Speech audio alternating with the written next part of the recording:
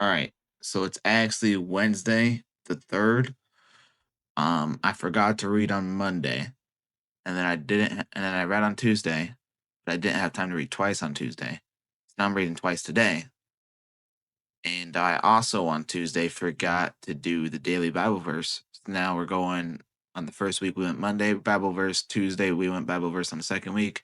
And then the third week, we're going Wednesday. So next week, we might as well just do Thursday. And I also read Tuesday and didn't do the Bible verse or the intro. So the part where I'm reading after this is actually before this. Yeah.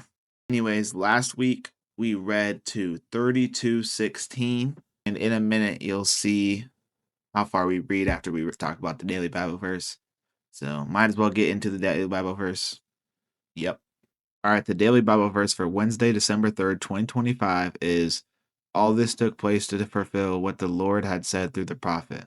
The virgin will be with child and will give birth to a son, and they will call him Emmanuel, which means God with us. I'm gonna need a minute to decipher. Oh yeah, I'm not sure what there is to decipher. It kind of just like it kind of doesn't feel like I'm supposed to take anything away from it. Kind of just feels like I'm learning something more. All right, let's read the thoughts, and maybe that will enlighten me.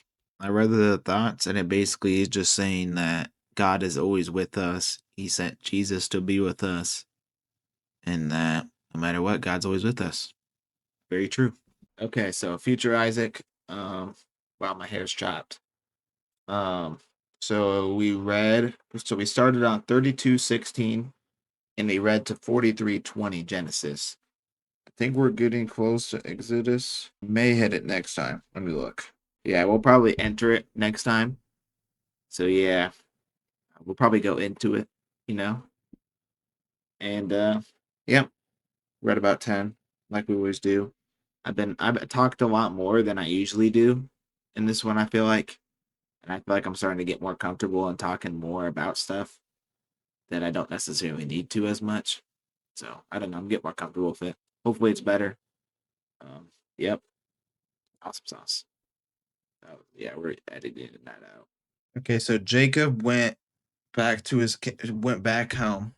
I'm not sure. He went on his way, and the angels of God met him, and they saw him. This is God's camp, and so he stopped in Manaheim, which I think he set up like camp or something. And then he fears that Esau, his brother, is going to come attack him. So he sets up two camps, thinking that whatever camp he doesn't attack will escape. Okay, and then so he decides to send his servants with like 200 sheep and other animals and stuff to Esau as a present. Which I don't do. That's a lot. So I don't know. He's kind of pushing it. Oh my gosh, this chapter is called Jacob wrestles with God. Wonder what that could mean. Okay, so I guess he wrestled with a man that he thinks actually was God. Not sure how much I put stock into that, if that was actually God or maybe it was Jesus. It's kind of weird to think about that. He wrestled.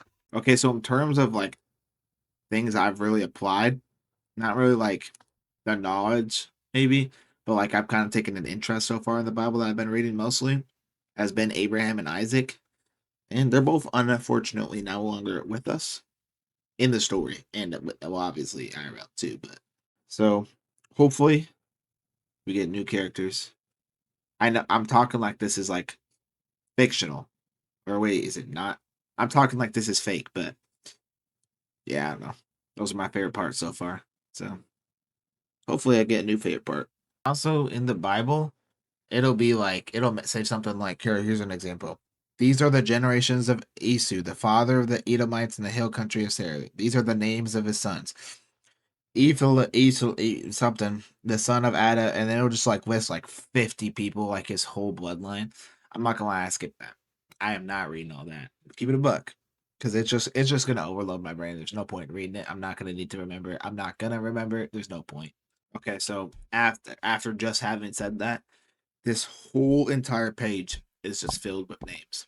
It goes, these are the generations of Esau. These are the chiefs of the sons of Esau. These are the sons of Seir the Hor, or whatever the frick. These are the kings who resigned in the land. These are the names of the chiefs. Like, bro, I'm not reading all that. Okay, now we're on to Joseph.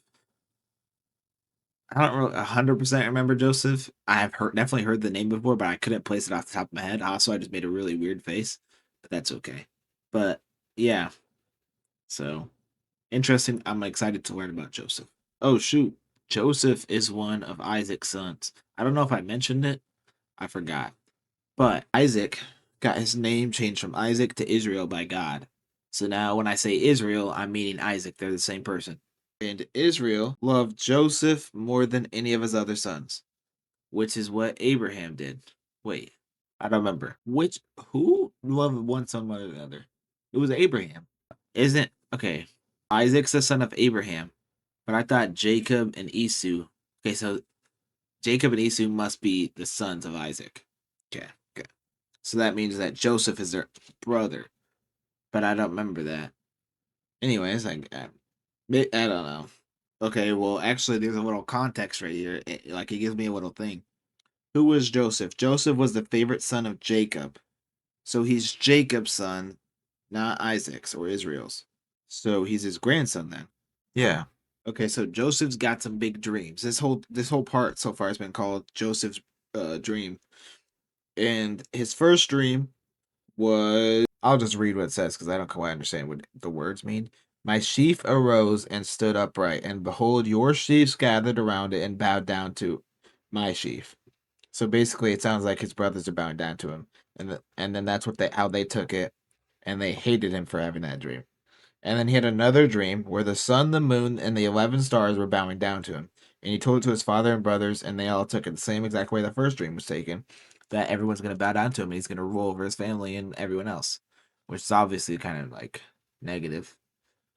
Like when you haven't made any progress towards it, I could see it being taken as like, you think you're better than us. Okay, and then later, his brothers could ditch him, and then he goes and finds them. And then before he can get closer to him, they are conspiring to kill him. So when Joseph came to his brothers, they stripped him of his robe, the robe of many colors that he wore, and they took him and threw him into a pit. The pit was empty, there was no water in it. And also wanted to. They wanted an animal to go into there and kill him. They originally were going to beat him up and then throw him in and hope an animal kills him.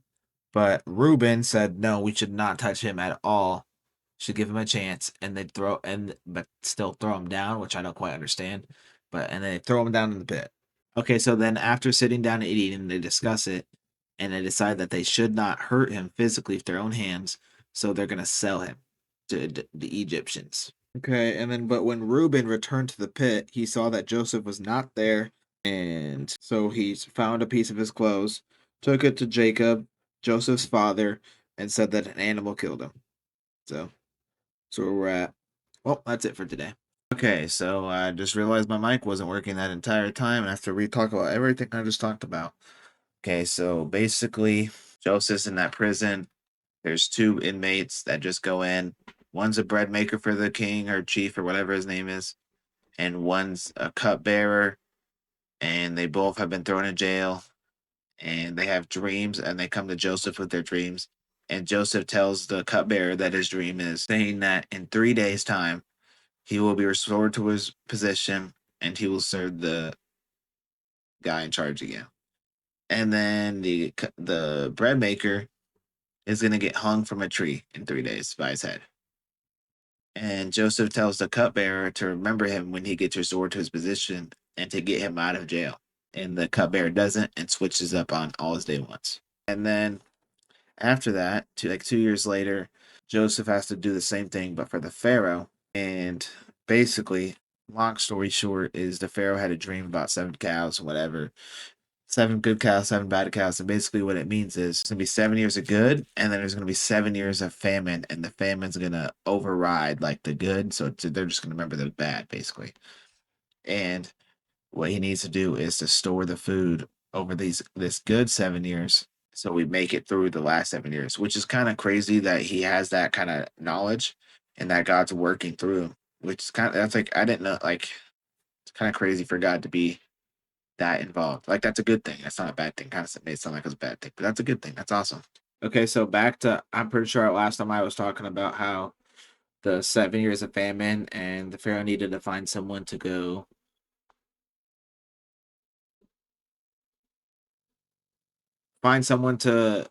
make rations and so they would be able to get through the 7 years of famine. And he appointed Joseph to do that. And now Joseph's like second in command of everybody. So yeah. Okay, shoot. So his brothers come, Joseph's brothers, the ones that hated him, and they bowed with their faces to the ground to Joseph, but they didn't recognize him, but he recognized them. He treated them like strangers and spoke roughly to them. Where do you come from? They came from Canaan to buy food. And Joseph remembered the dreams, and he told them, "You are spies.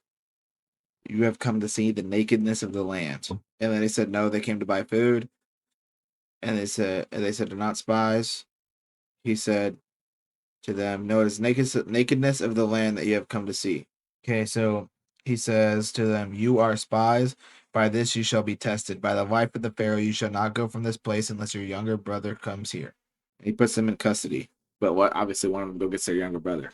But I mean, it'd be cool. I would just assume he's the younger brother, and then like he's tricking them. I'm not sure.